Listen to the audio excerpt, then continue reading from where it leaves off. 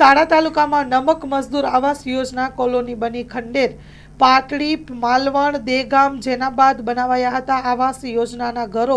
ત્યારે આવાસ નાના અને વીજળી પાણીની અસુવિધાને કારણે અગરિયાઓ રહેવા જ નહોતા ગયા।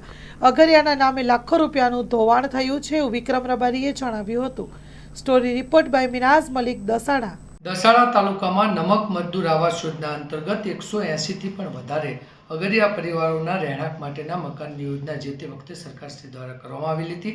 એ અંતર્ગત પાટડીમાં 48, જેનાબાદમાં 30થી વધારે, માલવણમાં 70 અને બીજા મીઠાગોડામાં 30થી વધારે, એમ કુલ મળીને 180થી પણ વધારે મકાનો અગરિયા પરિવાર માટે આપવામાં આવ્યા હતા। ત્યારબાદ તેમની ફાળવણી પણ કરવામાં આવી હતી, પરંતુ વીજળી અને પાણી આજે પાયાની સુવિધાના અભાવે ત્યાં અગરિયા પરિવારો વસવાટ કરવા જઈ શક્યા નહોતા અને આજની સ્થિતિમાં આ તમામ મકાનો એકદમ કંડમથી ખરાબ હાલતમાં પડ્યા છે, જર્જરિત હાલતમાં છે। ત્યાં તો ના તો એક પણ પરિવાર વસે છે અને જે પ્રમાણેના મકાનોની આજની સ્થિતિ છે એ એકદમ ખરાબથી ખરાબ સ્થિતિ છે।